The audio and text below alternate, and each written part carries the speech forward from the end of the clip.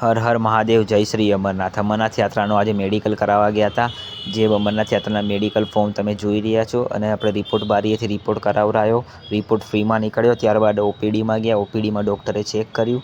ડૉક્ટરે BP check કર્યું। BP check કર્યા બાદ આપણે છે એક્સરેમાં ગયા। એક્સરે કરાયો। ત્યારબાદ આપણે બ્લડ રિપોર્ટ કરાવરાયો। બ્લડ રિપોર્ટ કરાયા બાદ આપણે ગયા હતા જે સર્જિકલ પાસે ગયા હતા। સર્જિકલે ચેક કર્યું।